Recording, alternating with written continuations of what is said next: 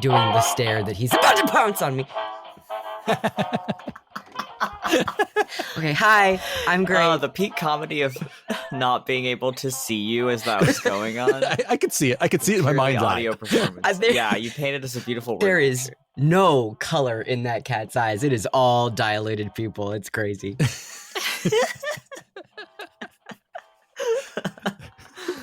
Oh my god. Okay, well, I guess we'll go ahead and roll into it. Hello and welcome to Behind the Locked Doors. I don't know. I usually make up a joke for this, but I'm tired this week, so it's a podcast where we're talking about the stuff we're doing. We're making a podcast. Yeah. I am Scott Paladin. I am working on a horny werewolf sci-fi. It's not a sci-fi. A horny werewolf audio drama called "It Takes a Wolf." I would say it's like alternate history. Yeah. Type of stuff. Yeah.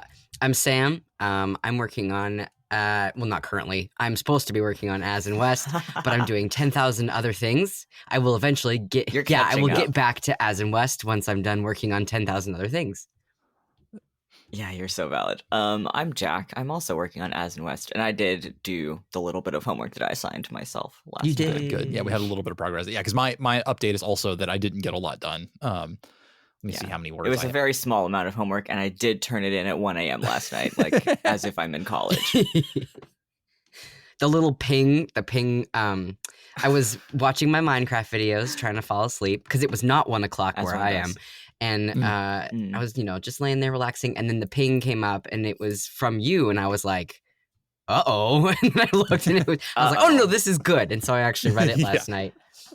Yeah, that's great. Okay. Oh no, wait, this is cat update. Really quick. Yes. He is on the second to highest tier of the giant cat tree, and he's laying on his back and he's chewing on the bottom of the highest tier. I have never seen anything like this. But he's orange though, so I don't know. Oh yeah, they're always a bit special. For real. It's very entertaining. I'm sorry if I'm distracted. Anyway, continue. Mm-mm. No, that's it. Yeah, that's pretty much it. Yeah, I'm at 600 words on episode 2, so I'm like not very far. Nice. But you did do more than 0 words. Yes, that's true. So yeah, and not negative. I didn't step backwards. Yeah, you didn't erase anything. I'm proud of you. No, I've got it's going. I mostly it's because I've been working on. I want to have. I got the itch under me. I want to have Fable of the Family edited. That's because that would be I like told myself I'm not going to let anybody hear it until they can hear all 3 parts, and so I've got I've got like 1 is done, 2 is like half done, and the 3rd one is started but not done. And I finally got my last voice submission. The last person who like had to give me words finally got me their stuff, so I can actually finish it. That will not happen soon, but I like I've been putting a little bit more attention to that than I probably, considering it's not due till like May. I probably shouldn't be spending all that much time on it, but I do. I mean, that's one of those types of projects that no one will be upset if you turn it in way early. Yeah. Like the more lead time on that, not the worse. Yeah, especially Future Scott. Future Scott will be very happy. Future Scott will be like, "Thank God I did this." I always like it when past Scott gives Future Scott little presents. Yeah. And I'm really glad we got the theme in from Lindsay and Amy. It was so fucking good. Mm-hmm. I'm really oh my god, it's like, amazing. Did light a fire under me. Yeah, but yeah, and then also I have the weirdest thing, and I'm not sure if this is something I need help with or not, but I kind of have to. I feel like I need a previously on montage at some point for mine for sure, because like there's just enough context that there's some stuff that I need to remind people about. I think, but we've never done that before, so I'm not sure what. Like I'm gonna have to sort of wing it, I guess. I don't know. No, I get that though, because there's a lot of like you always do the sort of continuity bomb episodes every season, but this one is like several of those continuous threads getting picked up at once and like interweaving with each other. Yeah, and if you like don't remember that there was a baby from the Molly and C episode that then like got dropped, like was left with Argyle, then you're not gonna know who Etta is, and like her entire backstory is not gonna make sense because it's never like it's kind of laid out but not properly laid out. So yeah, I'm probably gonna have to like do a thing, but I'll figure that out when I come to it. Well, you could also just be like, hey, go listen to Hounds of the Universe and remember that baby. Yeah, there you go. I'm going to put out like a suggested listening thing of machete order. Yeah, I already made one for the cast. A bunch of them were like, after they recorded, they were like, oh yeah, I went back and listened to the episodes and this all makes sense now. Like, yeah, it's like, wow, I suddenly understand who this character is that I've been playing. Yeah, I had my partner listen to In Better Light, and before I had him listen, I was like, you remember Hounds of the Universe, right? And he's like, oh, yeah. And then he listened to it, and he was like, okay, I was a little confused with the timeline. And I was like, well, okay, so Hounds of the Universe. And he's like, wait, so what's Hounds of the Universe? And I was like, okay. Like, you did not remember. Yeah, that's fine.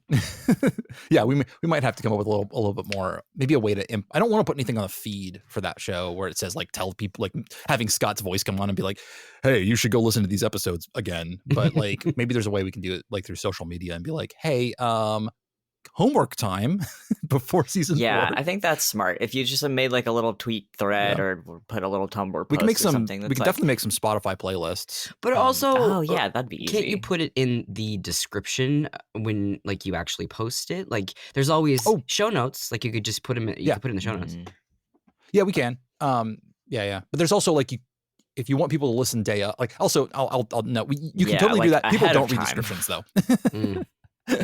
Yeah, I very rarely do. I find the only time I've consistently read a show's descriptions is on Friends at the Table, because sometimes there's just a whole additional piece of original fiction in there. That's just like the thing I want extra is, little treat. If I'm listening to most podcasts and they talk about something that like both of the hosts are seeing, like one of them texts a picture of the other one, I want to link to that picture in the show notes so that I can see it. Oh yeah, I want. That's the only thing I like drop the receipts. Come on, give me. Give me the thing. Show me the pig. Okay. Well, we came prepared. Like, we have several topics we can talk about today. Wow. I know Sam wants to talk about, like, because all of the recent sickness. So I know you want to talk about, like, being kind to yourself about it. Yeah. Yeah. Yeah. Biggs. So yeah. I have so many projects, and I'm very good at planning and scheduling and putting my calendar together in a way that is not overwhelming and makes sense. And I usually do the things when I'm supposed to do the things by the time they're supposed to be done. If you jump on my face, I will murder you. Go over there. Go on. I'm gonna shut this door. Good Lord. I'm sorry. And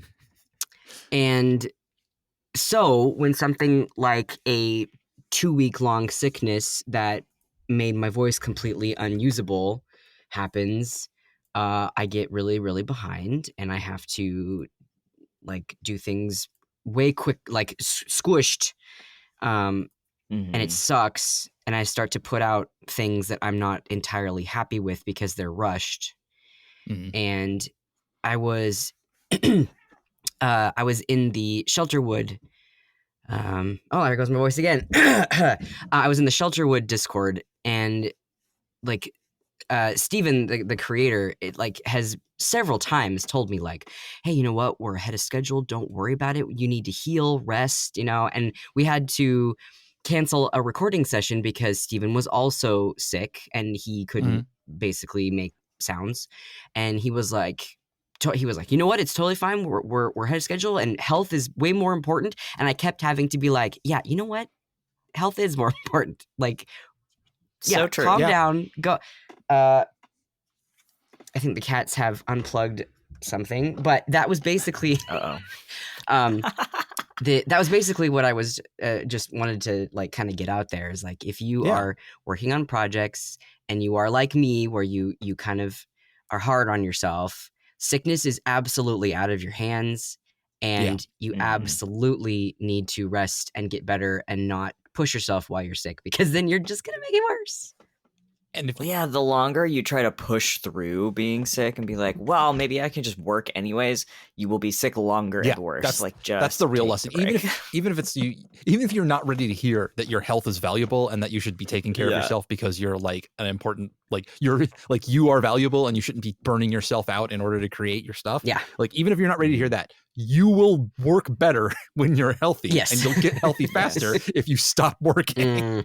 Yes. That's very It's true. really important also for the creation that you're trying to like set yourself on fire in order to create, that you like take rest, sleep as much as possible, get, you know, the proper nutrition and maybe a little bit of exercise if you can handle it, and then like come back. Yeah. And don't overuse your voice, like genuinely. Yeah, genuinely. Yeah, especially like that's one of those things where, especially for actors and voice actors and singers and all that stuff, like man, that's an instrument that you can screw up and just like lose. Like you really can't hurt yourself. Yeah. And mine is so volatile right now because it's still dropping, it's still changing. Yeah, your voice is changing aside from being sick and like all this other stuff. It's always kind of precarious because I'll be in a very serious Shelterwood, in a very serious like life or death situation, talking about things, and then my voice just and never, you know, it just derails everything. So yeah, no, I'm in a weird spot anyway, and so I don't need more. More issues. Well, like I understand. I very much understand the drive of like, oh man, I want to do all of the things. I've committed to these things. I want to do them well. And like, that is, I still also get you on like the sort of pain of like, well, I didn't want to put this aside. And that is really rough. Like I get you on that one. It's just like a little bit, gotta bite the bullet, honey. And like, just do it. Like, just like make yourself not do it. Yep. When you're tired, when you're stressed, when you're starting to burn out, like take the time, because it's important. Well, and like basically everyone that you work with is not going to be like, no, you should just push through and do it anyways. Like this deadline's more important than your vocal health. Like if you are working with someone like that, A, stop, don't work with that person anymore. And like B, it really is more important to care for your health and heal more quickly rather than shoving yourself through and I don't know why I have to keep reminding myself of that. Like I kept having to remind myself, oh no, nobody in Breathing Space is gonna be unhappy if you don't have fucking In Better Light ready to go like 6 weeks early. Everybody's gonna be fine with that. And in fact, if you delay, you just won't be triggering the competitive nature of the other editors who like want to get. Yeah, my God. Yeah, I don't even know why I was so stressed out about that. And then with my like my day job, my audiobook narrating, I kept thinking like, oh my God, I have to have this by this date. Oh my gosh, and then I email the author and I'm like, I'm so sorry. I'm actually really, really sick and I can't record these chapters. And he wrote back with the sweetest, most kind, like, please take care of your health. Aww. Like, you know, he's such a wonderful person. And so like, he's totally fine with like everything, obviously. And I'm like, oh, well, okay.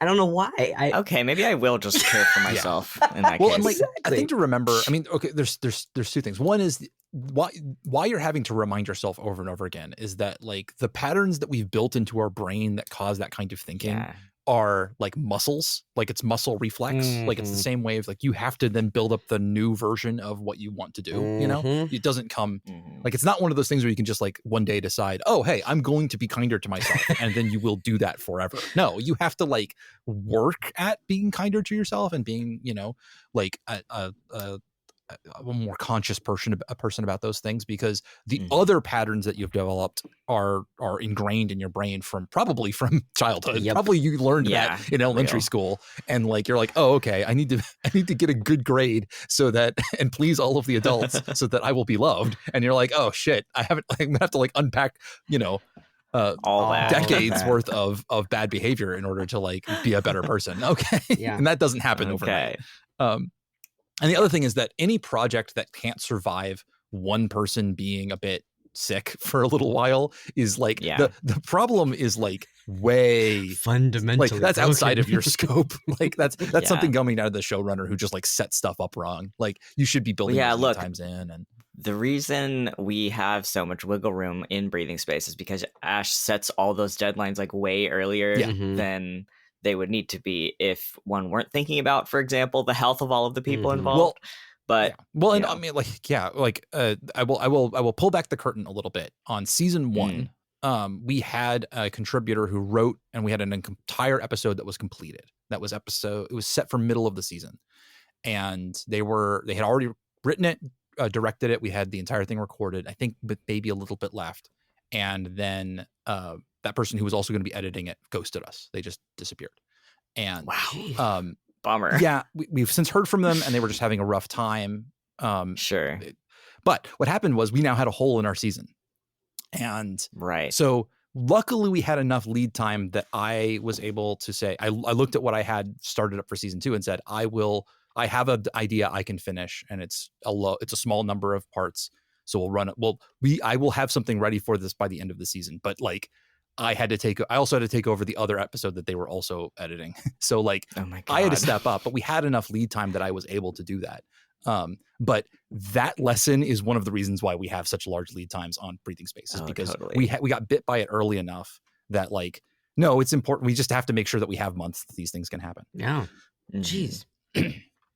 That's why. Well, and I remember when we were recording season 3 too, so many people were sick, like all at the same time. Like so many of the sessions that I was supposed to be directing got postponed or rescheduled because of my illness or my actors' illnesses. Like it was just back to back to back. Yeah. That's welcome to making things in the time of COVID. Like it's just gonna and like honestly, like, and it was winter time. Like we were recording in December. Everybody was sick. Well, and December, man.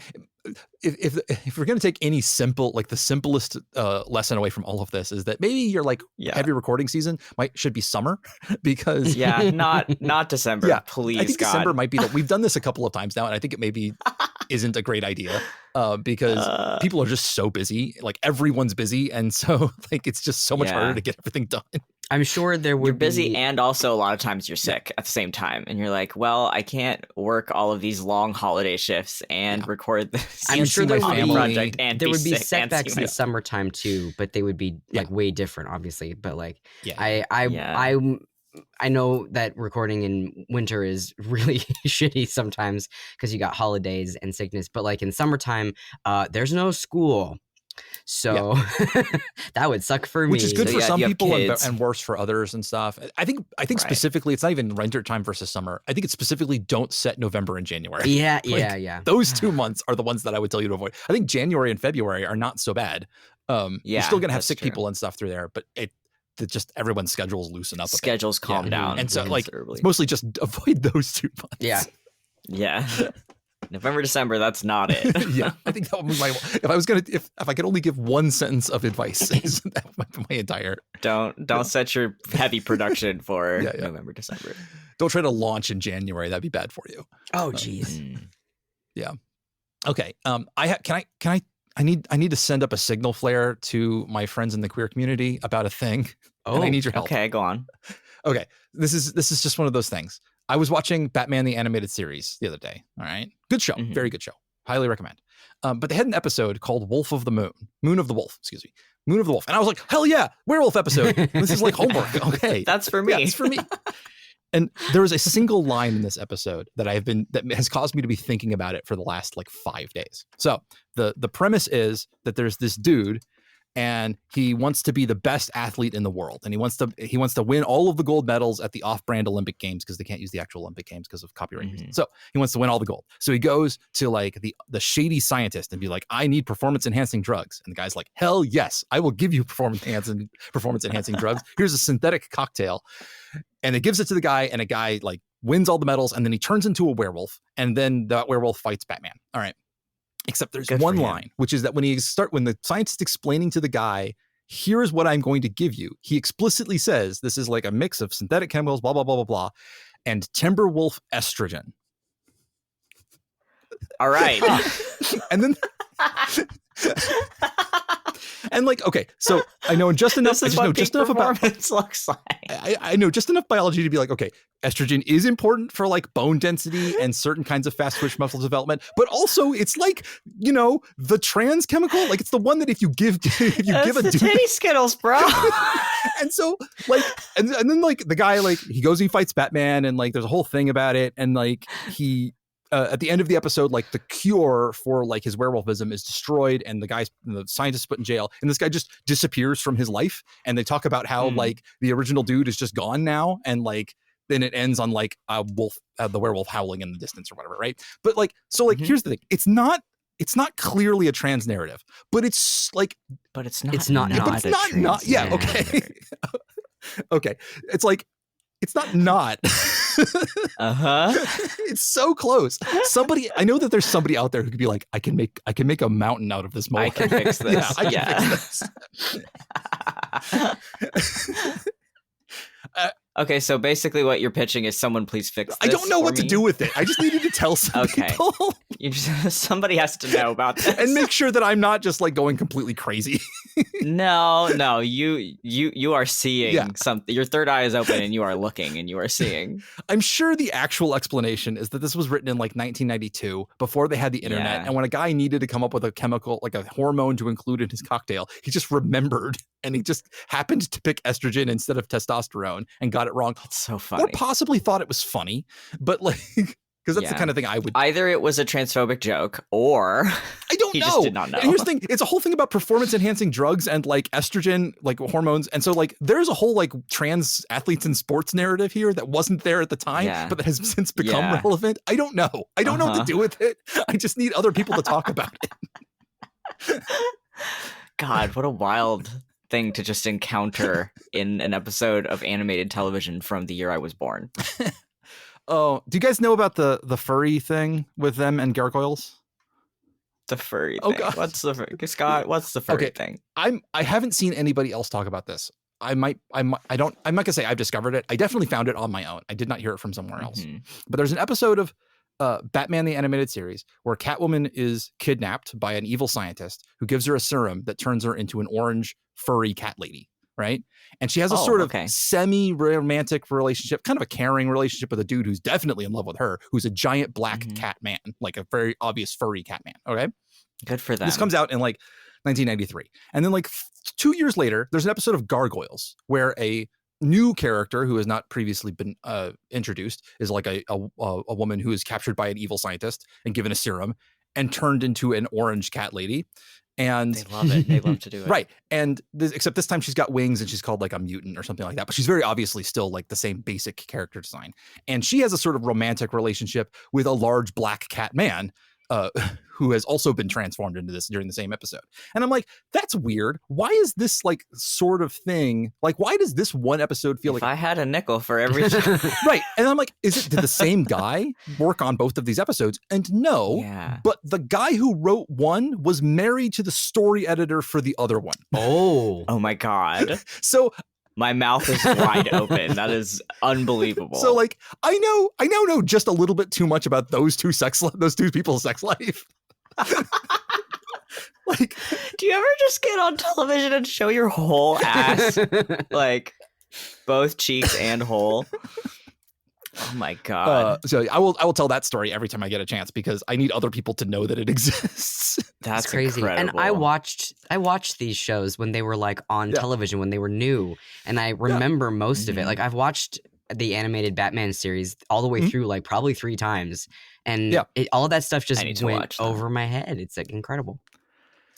It's a weird. Both of those are weirder, hornier shows than I remembered them being. They were making really cool, weird, horny shows in the 90s. That was back before like anybody was paying attention. So like a lot of the like parents groups weren't like if it didn't like immediately twinge, they were just like, oh, whatever, it's fine. It'll go over the kids' heads, and they just sort of accepted that. Yeah, it's bad. But also, it's like there was no way to like really rewatch it over and over again and analyze it because you had to watch it on TV, and that was it.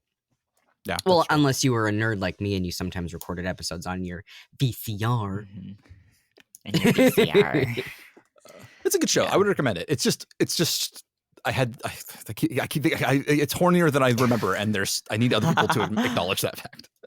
People have been telling me to watch Batman the Animated Series for basically the duration of my entire life, so I will do that. Yeah, it's very worth it, and it's animated DC is fantastic. Like the live action shows are entertaining, I guess, and the movies are sometimes entertaining, I guess. I mean, there's some gems. Obviously, there's really good DC movies, but if you really want to know like the DC universe and you want to actually see the stories and you want to like actually, get into it, you can watch animated DC and it follows the comics. It's really, really well done. The acting is fantastic. Like totally worth it. I will definitely have to do that. I watched Under the Red Hood finally. Oh, that's good. Because people were like, if you Somebody I know was like, if you like Supernatural, you should watch Under the Red Hood. And they were right. That's usually how I get people to like consume that particular movie. But like, it's not even my favorite thing about that stupid movie. Like, there's so many things going on in that movie. God. So much is going on. And like, even if you don't follow the comics, if you don't know anything about like the sort of Batman like through line plots, doesn't matter. The movie's a wild, fantastic time. It's worth watching even if you are coming in totally blind. IMO. The interesting thing about watching the original Batman animated series, because we haven't gotten to the new Batman Adventures yet, where they did the redesign and it like moves it up to modern times. That's like the one that's got continuity with the rest of the animated universe. This is like, it's so incredibly set in the 1930s and 40s. Like, it is Art Deco to the fucking hilt. And like, everybody's still wearing like suits and stuff, and like fedoras and shit, and like all the women are wearing pantsuits and stuff, and it's or not, or like skirt suits and stuff, and like all the cars are like Studebakers and Hudsons. They have and legit it's like Tommy guns. Like, it's awesome. And I love that. It's I love it so much. It's so cool to see like I had forgotten that it was so like of a time, like it was a period piece in the 90s. I'm so used to the later DC stuff, which is all really good, but like Batman animated series is very interesting. It's also so much more interesting when it's not a Batman story. Like, all of the really good episodes are Batman's there, but like it's usually somebody else's story. Like they're usually telling like a compelling, story about a villain or about somebody that meets Batman or something like that. And those are like much more fun. Yeah, all the best Harley Quinn. Well, besides the recent stuff, all the best Harley Quinn and Poison Ivy stuff is in that show. Like, it's awesome. I haven't gotten to her and Harley Quinn meeting yet. Harley Quinn so far is just like, she hasn't like done anything yet. Like, she was created for that show, but like she hasn't done much yet. And I'm really interested to see if like all of the implication of their relationship is at all there or not, because it is a hornier show than I remember. So it might be there, or it really could just be like 30 years of gay people looking at this and being like, no, we're gonna make that a thing, and until they like manifest we're gonna I feel and listen, I feel like it isn't explicitly in there, and but to me it feels like the people who created it maybe had that in the back of their mind, but they absolutely did not want to like, hey, because of when it came out. But it definitely has that flavor of, I think this way, and I'm going to maybe reflect it a little bit in how they stand in this one particular scene. I can't wait to see it. I'm very interested. It's one of those like, I feel weird whenever there's a DC and a continuity and those two aren't together. Like, they're such a quintessential part of the DC universe to me that they're like crime partners. Like, it's really like, it seems like important that they be there. It's peak Batman to me. My as a kid, my my one Batman thing was the original Cartoon Network Teen Titans show. Oh yeah, not Teen Titans Go, but the original Teen Titans. And I, in the last year or so, rewatched a few of those episodes, and that holds up pretty well as well. I was pleasantly surprised by how good that still is. Yeah. I was at the wrong age for Teen Titans because I was just old enough that it seemed uncool. And then by the time I stopped caring about what was cool or not, we'd switched to Young Justice, which is really, really, really good. Really good. I've heard that's good as well. Yeah, Young Justice is very good. That's Greg Weisman from Gargoyles, who is talking about horny creators. I strive to be as fucking unhinged as he is. He has a full-blown alter ego that he brings out for after hours question time at conventions. Oh my God. You know what? Good for him. Yeah, no, I strive. I want to. We have no choice but to stand, right? Absolutely. Okay. On that note, I think we're gonna let's check in for our next time, and then we'll end it for this week. So, Sam, do you have any goals you want to set? It's okay if not. Yeah, no, it's I have a lot of goals. I have massive amounts of goals. I gotta finish, legit finish an audiobook. And I have four auditions I'm putting together. And what was the other thing? So audiobook finished, auditions recorded and sent, and then the Shelterwood episode 2 dialogue cut, and get that sent to the editor, and make sure that I have all the audio that I need for Judah, because I think I do, but I need to double check. Do we still not have the stuff from I think we do not, and so but that's why I'm double checking, because maybe we do. I can't remember. Okay. Well, we'll check on that and make sure. What about you, Jack? So last night at 1 a.m. I turned in some dialogue edits for Azariah in the first episode script of As in West. I think before next time, I don't know, Sam, what do you is there something that I could do that would make your life easier than like, we do not have to go, we do not have to go like as west like that. If you have an idea for episode 3, go ahead and jot it down. Like, or even if you wanted to skip ahead and just figure out some shit you wanted to do for episode 4, like, I'm never going to be like, no, I have this idea that I have to do for episode 3, and it's really important that this happens before. No, I don't give a fuck. Just, okay, so maybe, I will do some brainstorming in that case for the next episode or 2 going ahead, and bring some ideas back to you between now and next time. Gotcha. And then for my part, I'm just going to keep plugging away at episode 2.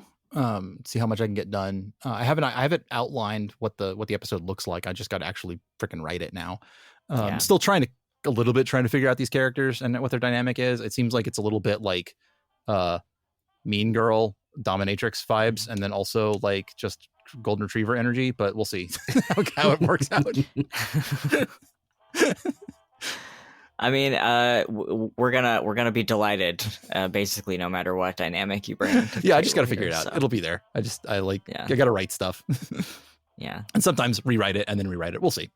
But yeah, I'm just gonna keep chugging away at it. I don't have a goal in specific because I think word counts have been counterproductive to me in the past. So I'm just gonna keep. That's possible. Yeah, I'm just gonna keep chugging away at it. Because you come back and you're like, well, I'm minus 600 words from last time. Yeah. I'm like, that's disheartening. All right. Well, in that case, we will catch y'all in 2 weeks. All right. Bye. Thank you for joining us for Behind the Locked Doors, a library of cursed knowledge, production, podcast thing. I don't know. If you are interested in any of these projects, you can head over to library.horse, which will eventually redirect to a webpage once I make it, If you want to support the podcast, we do have a Patreon. It's patreon.com/cursed knowledge. See y'all next week. No, wait. See y'all in 2 weeks.